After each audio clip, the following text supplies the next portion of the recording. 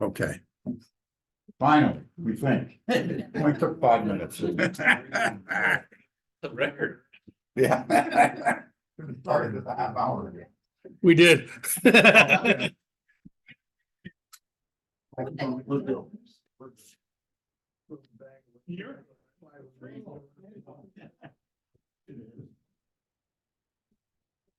you just have to tell me forward and backwards, forwards.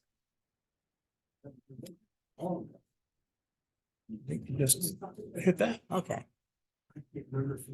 Yeah. then back. Oh, let's try this. You ready? Yeah. Back, back, back. Back. Two more back. Two more backs? Well, I'll start my part. How's that? We're that close, right? We're that close. Okay, good. Welcome, everybody. Welcome to the Emeritus Center and today's talk. Carol Whittaker is going to talk about lifelong learning and what we've been doing and also some of the work that she's done in the past regarding lifelong learning. I'll let Scott introduce her in a second. Just a reminder, next Monday, Leonard Slade, Professor Slade is going to come and talk about his poetry and read some of his poetry. So that'll be very interesting. Hopefully you can join us again next week. And then we're gone for the summer, right, Scott? But we'll be back blazing in the fall with all sorts of wonderful speakers. So thank you for coming this year. We've had a good turnout for our sessions, and I know this is going to be a good one too. So Scott, take it away. Thank you, sir. Carol Whittaker started her career soon after completing her first master's degree in education at UAlbany with the state of New York and Governor Rockefeller's executive chamber as an educational policy analyst. She later made her way to the health department, where she was known for creating new programs, many of them in nutrition. I could go for lunch too. Programs designed for low-income individuals and families. When the new School of Public Health, a partnership between the health department and the university, was being formed, she was recruited by the founding dean, David Carpenter. David gave her the ultimate title, Assistant Dean for Fun Stuff. New fun stuff. New fun stuff. And for another 25 years, she did have fun, continuing to develop new programs like the online MPH, now the school's largest program. When then Dean Nasca asked her to create the Center for Global Health, the fun ramped up. She established partnerships with universities and health departments around the world, created the university's Peace Corps and Coverdell partnerships, and created international internships. She was honored to have a faculty appointment at the University of Malawi's Medical and Public Health School, where she taught for 3 years during spring semesters while continuing to teach 2 courses online for students back home. She retired from teaching several years ago and continues to help at the Center for Global Health and will serve as a volunteer on the new Global Health Center's Advisory Council. But she has a new passion, establishing a lifelong learning program for UAlbany. Please welcome the hardworking Emeritus Center board member, Carol A. Whittaker, who will enlighten us about lifelong learning currently available and of the initiative the center is embarking on here at UAlbany. The esteemed Professor Whittaker. Oh, boy. What an introduction. Now, I know I'm supposed to stay in a box. What is that? Is there a certain, I'm fine right now, but I can't see the people over here. So is it okay if I peek around? Then that's the new ones. You can peek the other way. Peek the other way, like You know what, we this. can move that. Well, no, it's okay. I just, No, you can peek that way. How's that? yeah, that's fine. Is that okay? Hello, that's there. That's why she's esteemed. I know I'm gonna be taller in the next life. I know that, so. Exactly, so, well, after all of that confusion, and I appreciate the fact that they stuck with it, although I could have done this without the PowerPoints, I think. But thank you very much for coming today. I appreciate it. Seeing old friends and new friends and some former students even, it's wonderful. So thank you all for coming.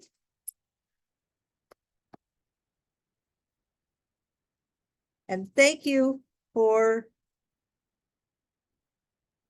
agreeing to participate in this focus group. What, you didn't know that this was gonna be a focus group? Neil's our communications director. You didn't, Part of the message. that wasn't part of the message. Oh, well, I must be getting forgetful. Maybe I intended to let you know this was a focus group, but I forgot to tell you that. So since you're here, why don't we go forward? Because look at all the work they've done to get this up here. And all we want are your ideas, your suggestions, your perspectives on lifelong learning. Because as Scott just pointed out, this is the new initiative that the Emeritus Center has undertaken. And we want it to be successful because it's based upon what you're telling us you want. Many of the Emeritus Center board members are here today, and they're going to be taking good notes about all of your suggestions, okay? You know that I'm forgetful, so we need to remember these things and they'll write them down. You do represent the demographic that we're going after. People who love learning, who come to programs like these, and we're happy that you're willing to help us related to these.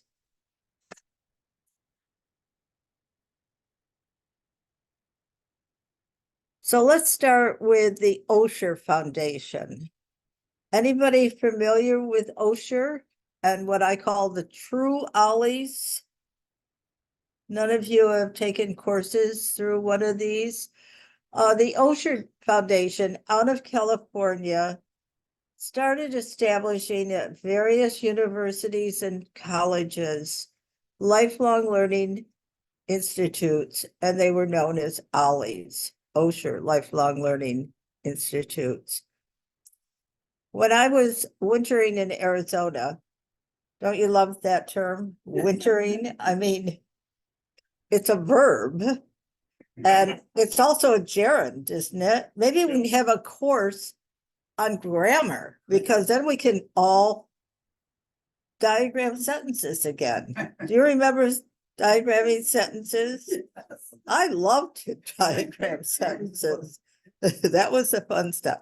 So when I wintered in Arizona, south of Tucson, in a small community called Green Valley, which I happened to find out had a connection to Albany and to New York State.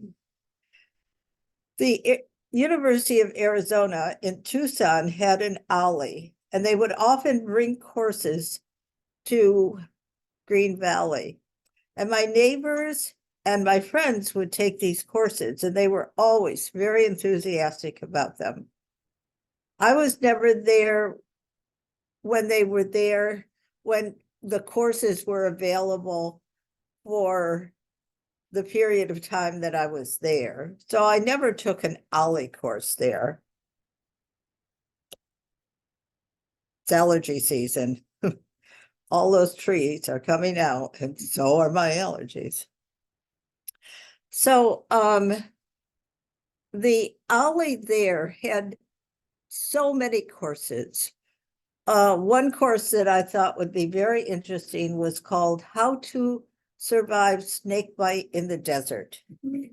Now, if you live in Green Valley or Tucson, that's an important course because there are rattlesnakes everywhere. And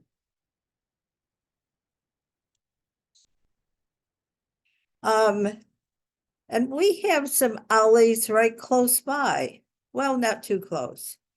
Probably the closest one to the east is the one at Berkshire Community College. So maybe you've heard them advertise on WAMC. They talk about their Ollie. To the west, there's one at RIT in Rochester. And SUNY even has an Ollie. It's down at Stony Brook. But we don't have Ollies. We have local programs that are like Ollies or small Ollies. How many of you take courses through Hill? One person shaking her head. You taught at Hill, didn't you? No, Not at Hill. not at Hill. At the Union one. Oh, you call. So we have many programs here. Osher has decided no longer to fund new Ollies. They have indicated that they're moving on to something else that they'll support. We can submit a brief, short page description of our program. And then if they decide in the future that they want to fund some more Ollies and they like our model, then they might provide some funding. I think that's a long shot. Although for 2 pages, it's well worth sending something in. So in terms of the local programs, Hill and UCall, which is the Union College Academy for Lifelong Learning, are probably the ones that are best known around here. Although Albany Guardian Society also provides courses for seniors. They're more of a practical nature. A lot of times they're half a day and they're led by experts in creating a trust, or sometimes they have yoga classes, that sort of thing, chair yoga. So I'm surprised that more people haven't taken some of the, in fact, this last semester, I took 2 courses from Hill. Hill is the Humanities Institute for Lifelong Learning. It's out of Delmar. The Bethlehem School District provides the services for it as a continuing education program in that district. But it started 25 years ago by 2 professors from the University at Albany. I took the Sinatra course this semester. Wonderful. Guy comes up from Lincoln Center to teach that course. He's well known for the jazz courses he teaches. The other course that I took was one on early American history.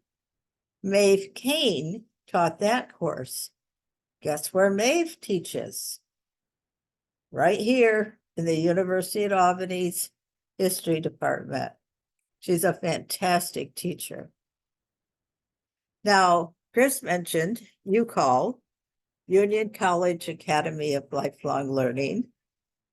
They hire as professors our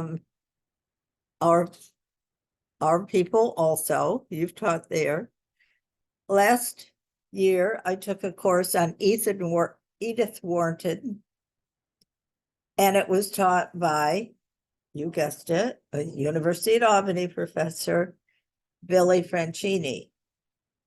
So our faculty are teaching at these local programs, which are great, but maybe we ought to have them thinking about teaching here.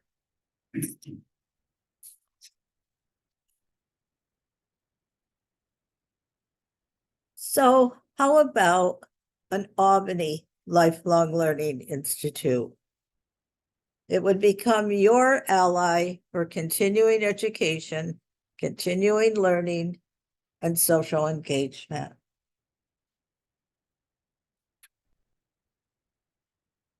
About a year ago, the University at Albany put out a press release, and it indicated that it was interested in becoming nationally known in the field of healthy aging. Bingo! That seemed like the appropriate time to start thinking about a lifelong learning institute here. So we developed a proposal. I think that copies are either now or we can put them on the website if they're not there on the website so that you could look at the entire proposal. And we have a mailing list of over 500 people who are former faculty and administrators of the university who are retired now and are on the Emeritus Center mailing list. Many of you are on that list.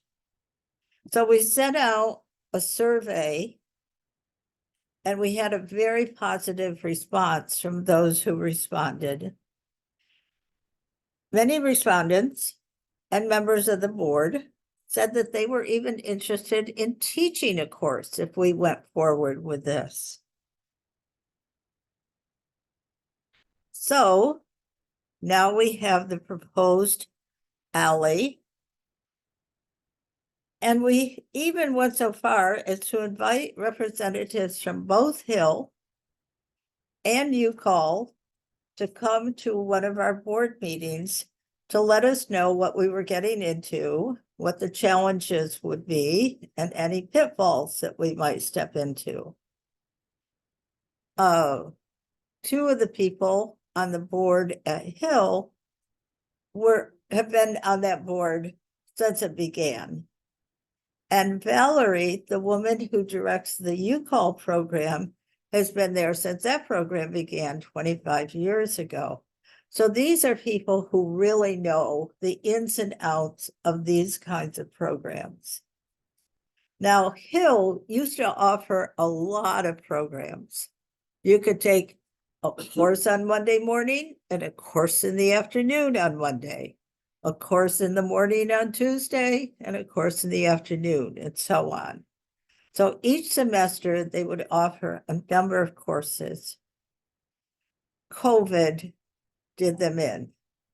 They immediately moved to doing all of their courses online, and now their courses are hybrid. You can either do it by Zoom or in person. And they meet at a Reformed church in Del Mar. So it's convenient for some people. Those that for whom it's not convenient, they can join by Zoom. So it works out quite well. The UCall program is a little more enhanced, I'll say. They've been doing it for a long time. They draw upon primarily their own professors, so they have a lot of courses in science and engineering, as well as liberal arts. For liberal arts, they tend to choose a lot of our faculty, University at Albany faculty. But they also, in addition to having courses for which you pay, they have a membership. You must join and be a member in order to take the courses. The membership entitles you to a lot of extras. They let me know every time the jazz band is going to be playing. They tell me when there's a special luncheon, when they're going to have special guest speakers, when there's any kind of a major event. Of course, you have to pay for the event. If it's a luncheon, you pay for the luncheon or the concert, but at least you know of it. And I wouldn't otherwise know of it except for my membership.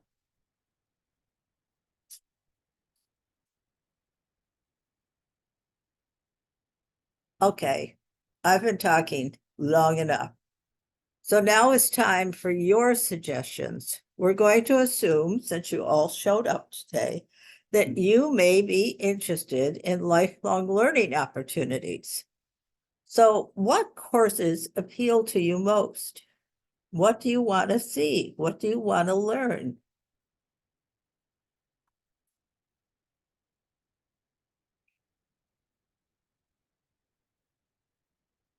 Nobody wants to learn anything? Already know everything.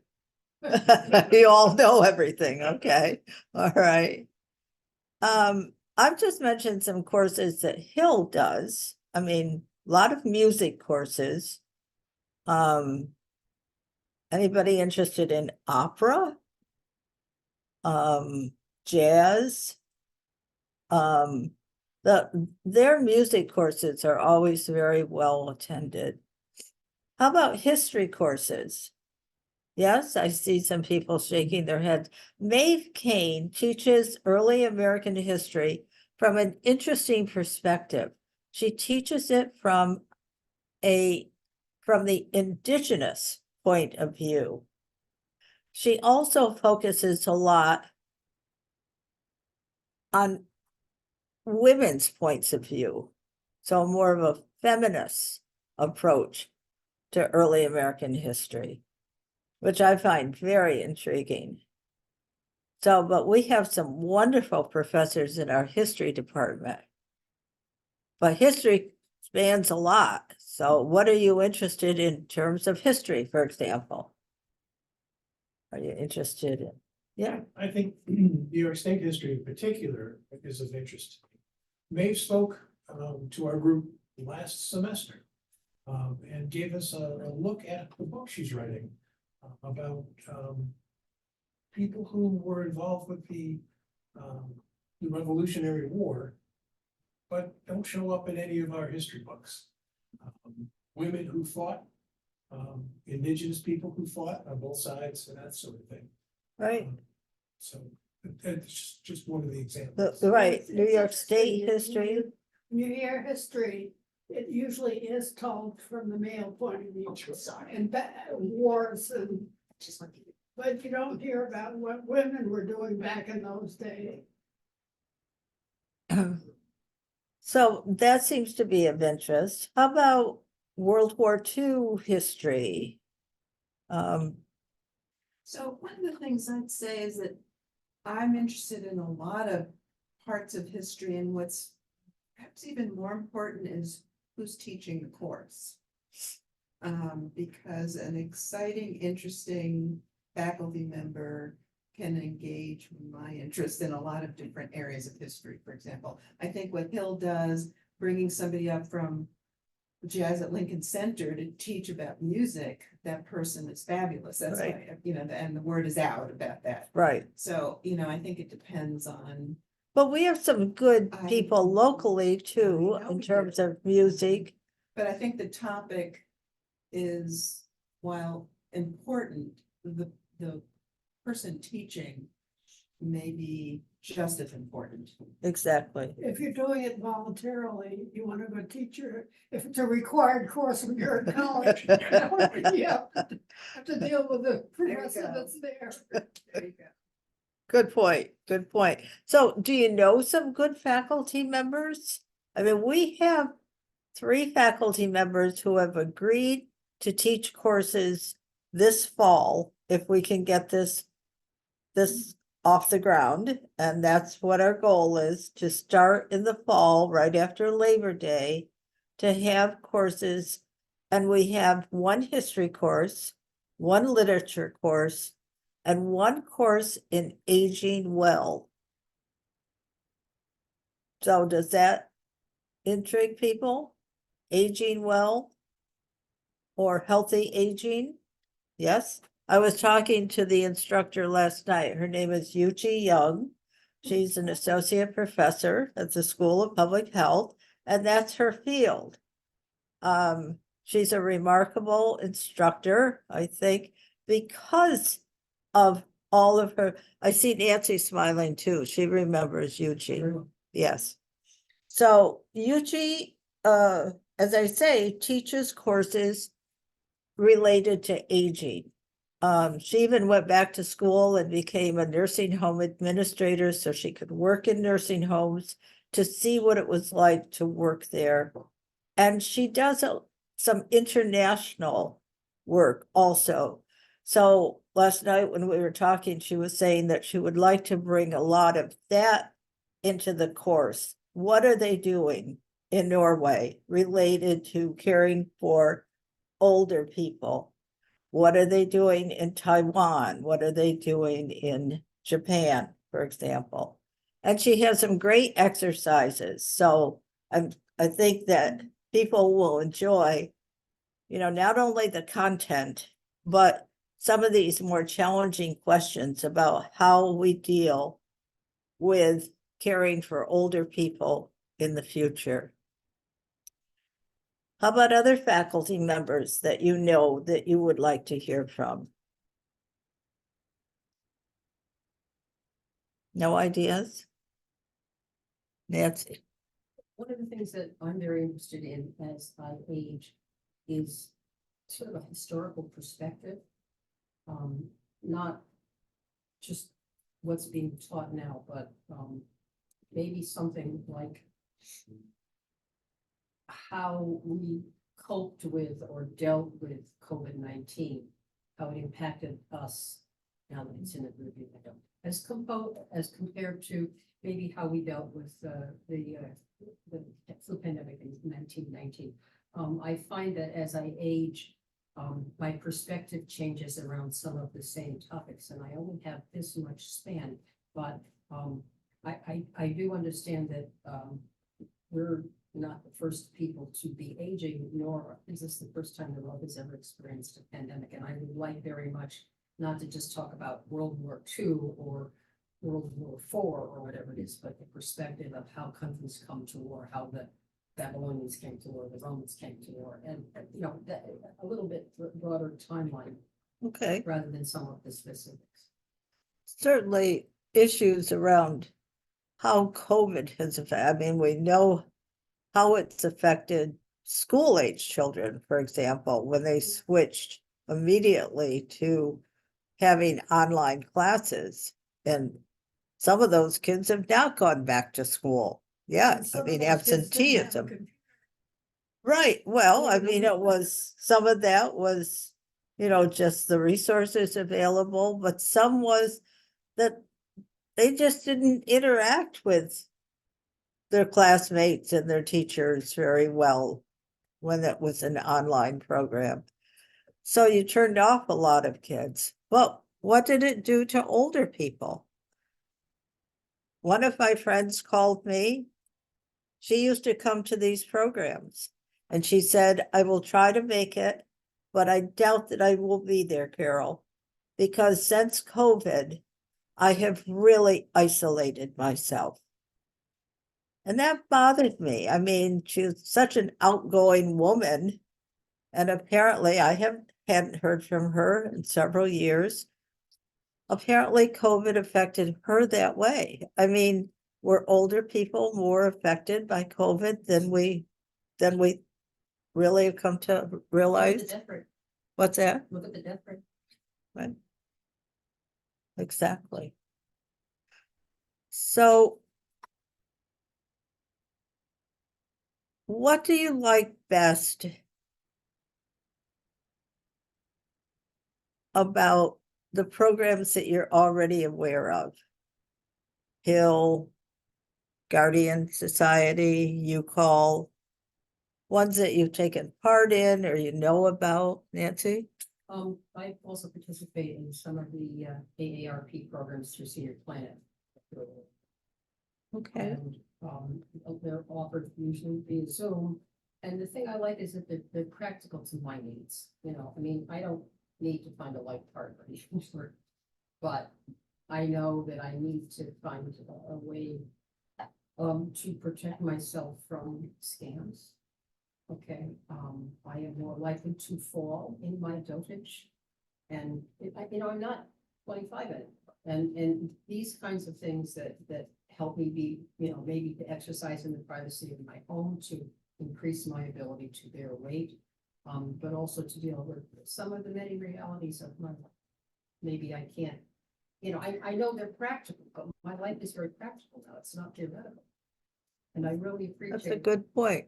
And I'm gonna take that back to Yuchi also, because I think that, she's aware of the needs of older people, for example.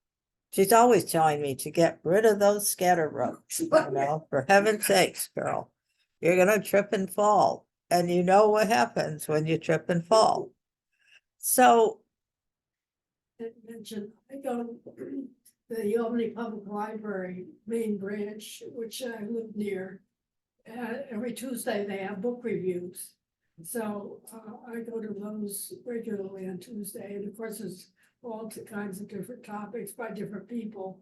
But it's very, and it's mostly old people that go, or old retired people. Right. And it's really interesting. So those are the extra things that we could do. So special interest groups are part of a lot of these programs. I mentioned that UCall currently lets people who are members know about everything that's going on at the university. Before COVID, and they're just beginning to reintroduce them, they had programs that were for special interest groups. So a special interest group might form around book clubs, readers. Another one might form around pickleball or golf. Or any other interest, learning bridge, doing something of that nature.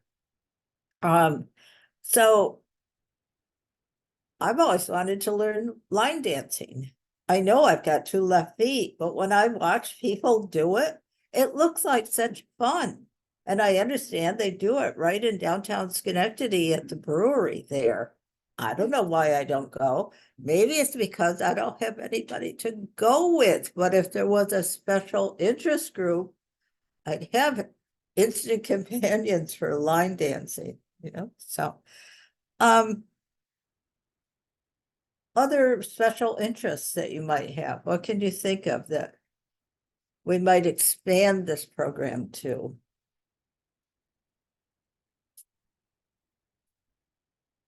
I think one of the elephants in the room here is the fact that, we are all aging. Gee, I know, You know, I mean, no, Nancy, it's so cool. Everybody's doing it now. What's the alternative?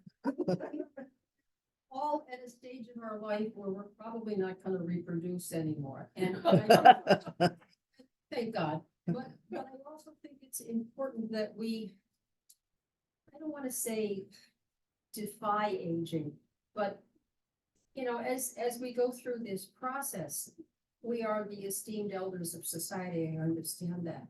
But my sense is that we pretend that we're not gonna get older, and grandma's not gonna die, and we're not gonna have to clean out the house, and my best friend isn't gonna have an automobile accident or a heart attack. And I think not just successful aging, because what's successful aging? You keep doing it till you're not doing it anymore, and then you're dead. But I think it's important that we help each other, we support each other, we combat ageism, whatever it's called, but we deal reality with the fact that, we may not be here in 2 years.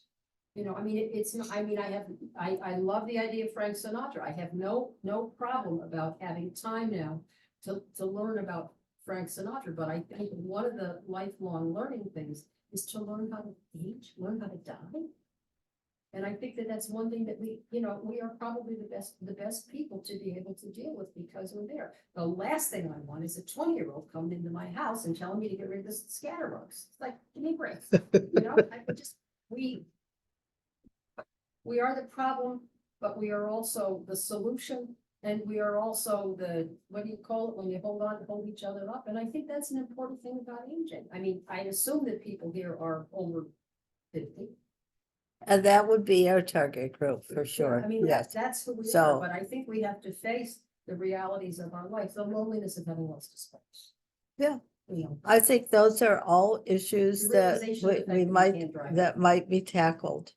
And I think, it's not the wonderful head stuff that we used to be able to learn then, but we need practical help, and I don't sure that we can continue to go on and teach people. I'm not sure, though, that this program will be geared towards that, Nancy. I think it will be geared towards content and content that's of interest to the people who are participants. But the social engagement part could probably include some of what you're talking about. Let me ask, are you more interested in in-person classes? Or do you prefer Zoom classes? Or a hybrid? Both. Well, some in-person is always better, but some people can't make it, so I think you have to make it available to them as well. Both to be made Hybrid. available. Maybe We two. thought about this quite a bit, and we agree with you. But you saw what happened at the beginning of this program. We're not awfully technically savage. Savage, we are technically savaged, I think, so. I could never spell. But, I mean, when we set this up so that we could record them and have them available on the website, people from the university's IT department helped these guys learn what they needed to do. But, one of the things that Hill advised us about, and UCall to a lesser extent, because UCall has people at Union College who are dedicated to their program. I mean, they have technical people that can be on site and provide the services to them. Hill had somebody on their board who was interested and willing to learn what he needed to do to set up their Zoom programming and crawl under the, along under the floor to find how to connect everything, and it works very well. But he's decided, okay, I've done that for 5 years. I no longer want to do it. You got to find somebody else to do it. So we decided that initially we would only have classes the first year, or at least the first semester, in person. We would like to have them in a seminar setting so that there is some social engagement, so that people would be there with a person teaching the course, but also be able to interact with the other learners in that room. Eventually, we would like to have courses that allow people, no matter where they retire to and want to take the courses, to take the courses by Zoom or other technology. Is your vision of this, the program limited to the U Albany, Emeritus Center, or open to the wider, about 50 population? Very, very wide. Okay, because if that's the case, I think we can, since you mentioned AARP, AARP could help promote this. And Are you not on the board I of was the executive local? council for New York State, Yes, yes. So you could be very helpful with this, Alvaro.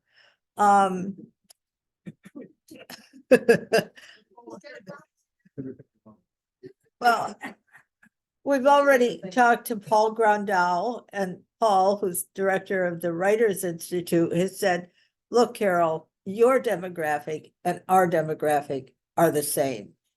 We can share emails, email lists, that sort of thing.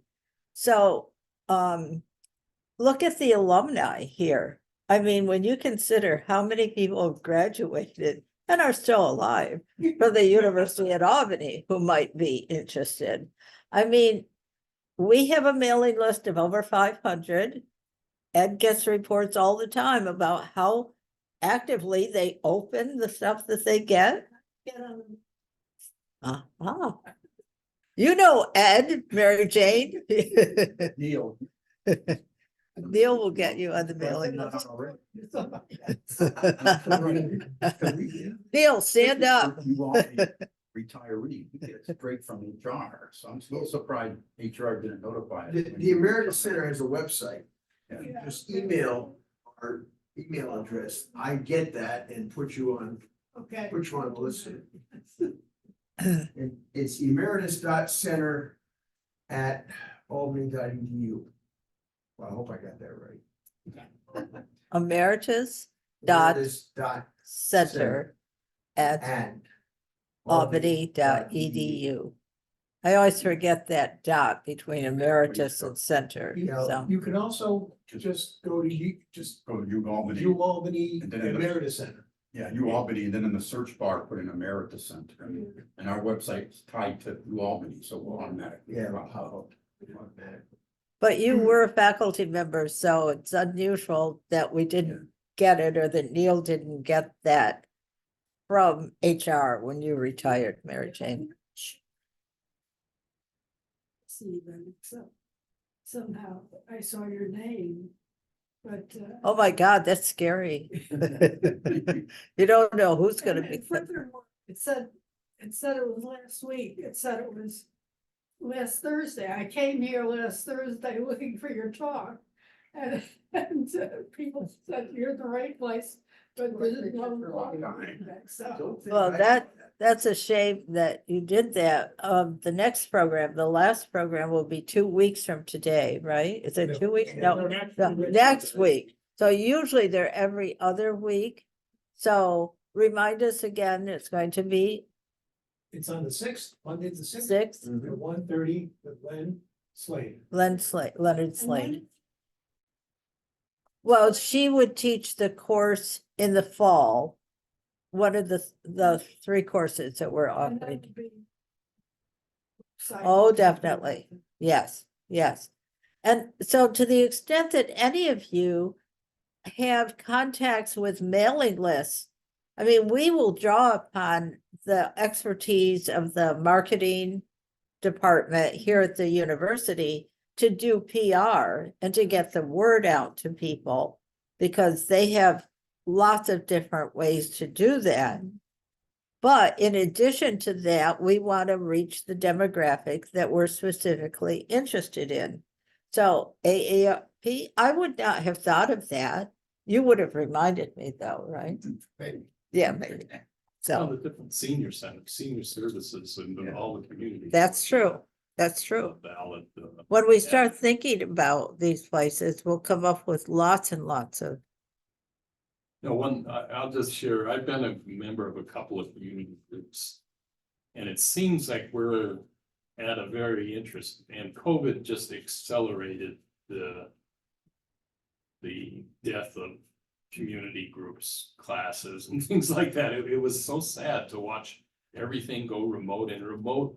I watched the churches stopped meeting and people never came back, and to a lot of them. And so I guess I really personally think meeting in person has to be the dominant mechanism, but I'm old fashioned. Young kids today are, especially if they went to college during COVID or high school during COVID, they just, why do we need to meet in person? So it made a permanent shift in people's desire. If I can watch it online anytime I want, which is the current, I used to watch TV sitting in front of a TV where you had to be there for that half-hour slot for the Masterpiece Theater or whatever you were watching, and nowadays that's not. You the can way stream people anything, absorb- anytime, You can stream right? anything, anytime. Right now, your talk's being recorded, and I'm sure any one of us can watch it next month. So why should I come here in person? I can see what you said.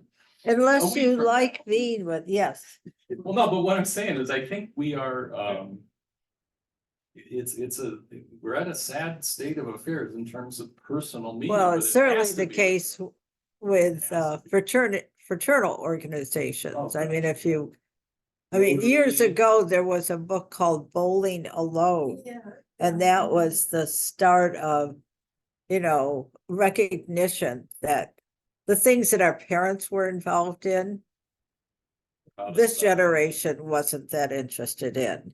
And I'm in a couple of those community groups, and we can't get younger people to join. So when we do, we're just overjoyed. Jim, did you have? Yeah, I just wanted to be sure that the question about, is this for University at Albany Emeritus only or the community? Want to be sure that the point didn't get lost. This is meant to be as broad in the community as possible. Yeah. Certainly the Emeritus Center Carol is the driver on this right now. We're in the process of defining what that partnership is with the University at Albany for the support of the types of things, the Zoom meeting or whatever, going forward. but the audience that we're trying to reach is as broad as you might possibly, so any connection to ARB or whatever is welcome. And, I just wanted to be sure we didn't lose that because the Right. conversation. Thank did get a you. bit, Right. um, No one will be turned away. There you go. No ageism here. So if you're younger than us, you're still welcome. you know? Well, that's for the timing. I remember thinking I'd have, you want to, you specifically said you want a daytime sometime between 10 a.m. and 3 p.m. to be the class time. So right away you restrict it to retired people, pretty much. Pretty much. And, Oh, so we but I thought will- if you did go into an evening type crowd or willingness to have, and I'm not sure what you call and what Hill, they're also daytime offerings only. As far as I know, the ones that I've seen have been I daytime. like to drive at night.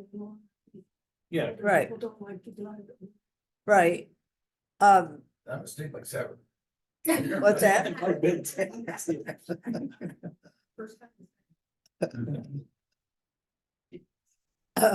So, Carolyn, yes, I would like to just mention that, last semester we had a panel on aging. And we Good. had the director of the Guardian Center there, right. and she's an alum of New Albany. And to pull her in to be part of a focus group, I think would be the easiest thing in the world, and we kind of found that out by one of the speakers. I would be very, very happy to use each and every opportunity we have to draw people in who are interesting to us. And then if something blossoms from that and becomes part of our next bunch of courses or whatever, I think that would be a wonderful progression. Scott is the head of our program, so he can invite people like that and we, again, panelists who can talk about their experience with these kinds of issues, the kinds of issues that Nancy's mentioning also. So, yes, I was telling Yuchi, who will teach the healthy aging course, about AI that was described by the director of the New York State Office for the Aging on that panel program. And they're actually buying these robot toys that talk to people, remind them to take their medication, for example. These are toy pets that were so lifelike, I couldn't believe it. And they were to keep older people, probably people with dementia, engaged, but also to remind them to take their medicine, to, turn off the stove, I guess, I don't know, all kinds of things. I was just fascinated that we were able to do that kind of good thing with AI, because frankly, AI scares me. But sometimes it can be used to good advantage, and that was one great example. So I see that our time is coming to an end. You guys haven't been very vocal, so we've got a lot of things that we have to get straight before we start this. But we want it to be very convenient. Mary Jane just mentioned she doesn't like to drive at night, so probably we're not going to have these classes at night. But what are the other convenience factors that we might think about? This room needs an upgrade. I mean, if you've been sitting in those chairs for 45 minutes, I say you shouldn't have to do that. They're uncomfortable. I don't like to do it. We're going to try to get better furniture, rearrange this room to be better for our own programs. But we understand that space is very hard to find on this campus. And we're working on that. We would like a room that's large enough so that we could have a class that would be seminar style and people sitting around the table. That's our goal. Parking is a big deal. Parking is a big issue. Here, Here, it's great. This is If ideal. we found a place in this building, it would be wonderful. Right, I mean, There are only a handful of visitor spots. especially if those those that area. right, in front, right. Be more, but it's closed off that front lot. So we gotta resolve the location problems, the space problems, the parking problem. How much are you willing to pay for a course? Do you know what they charge for hill courses? 25 or 35 is. $35, 35 a That's for, course. 5 hours of lecture, is that right? What is the Well, 6 hours. 6? Well, 12 hours altogether. It's 2 hours for 6 weeks. So 2 times, 2 times six, 6 is 12. 12. So you take $35 for 12 hours of lecture. right, Okay, no, that's. that's a bargain, right? No, part of the economics of it. They have attendances in the 300 to 400 Right. range, so that needs a big lecture. It's not gonna show Yeah. here for doing that. So we're not gonna aim for large groups initially. 40 is what we've said would be the top limit for each class. Now, Hill charges more. I can't remember whether I paid $45 or $55 for the course on Edith Wharton. But in addition to that, I had to join an annual membership, which was $65. And so that covered me for both semesters. But each time I took courses, You each did. semester, I would pay for the courses. Yeah, I thought it was interesting how those two programs financially, they charged about the same thing. And then the business model of both of them was very, very different. The Hill had a total voluntary staff for running the meetings, but all the money went to the instructors. Whereas UCall, all the money went to the organizers, the administrators, the staff, and the lectures were all gratis. They didn't pay the lecturers. So I was invited to give a talk at UCall, and I just gave it for free.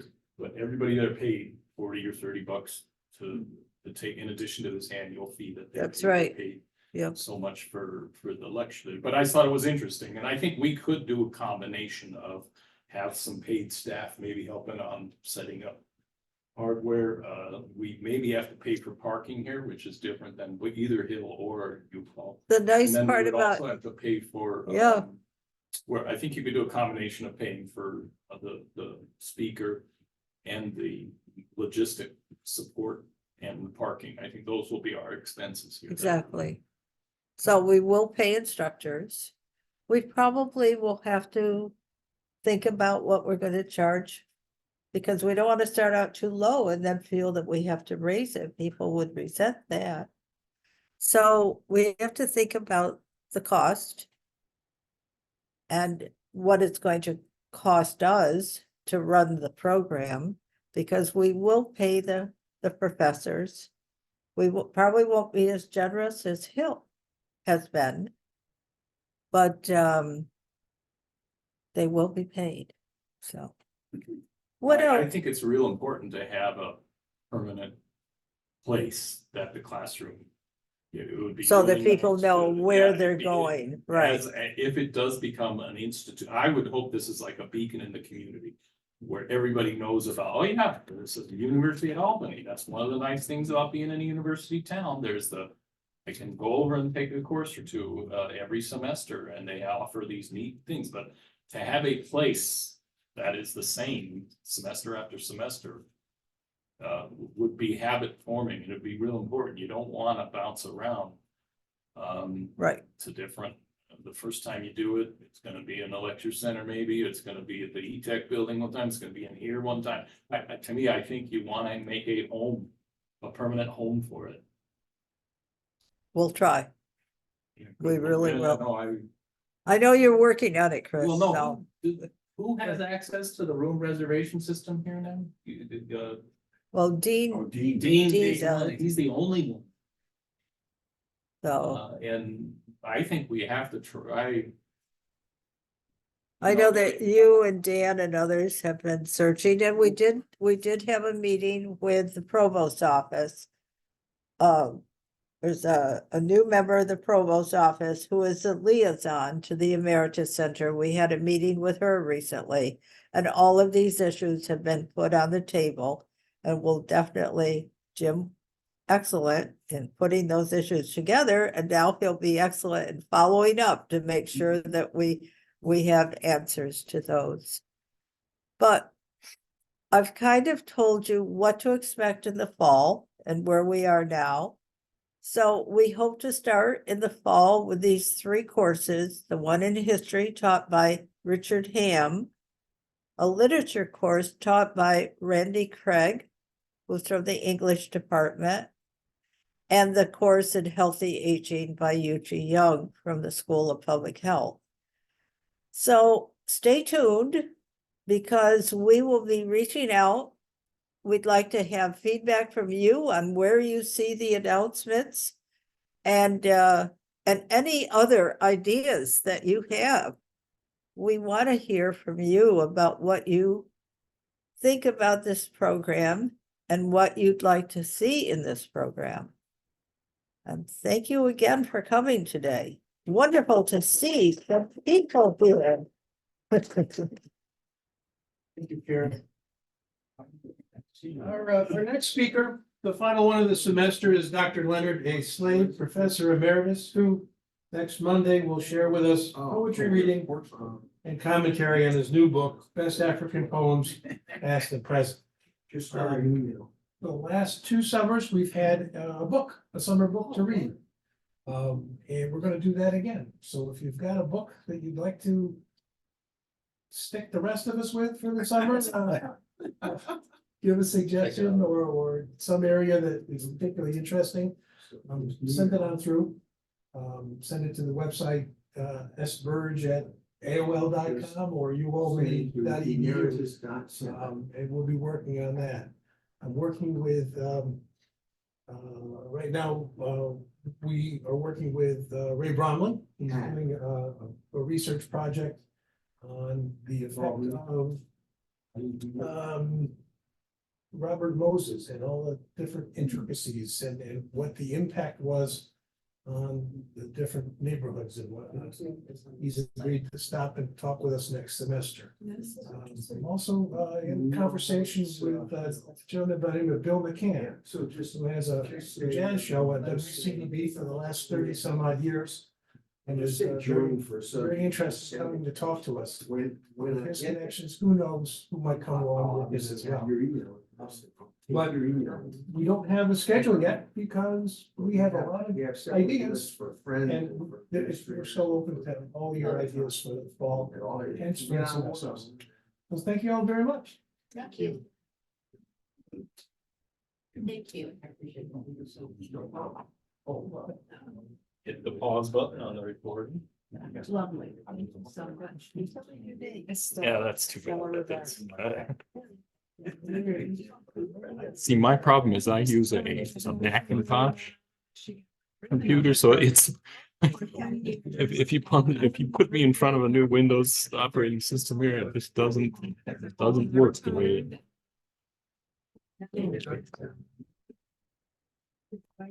I am, although I also have a practice, so next week.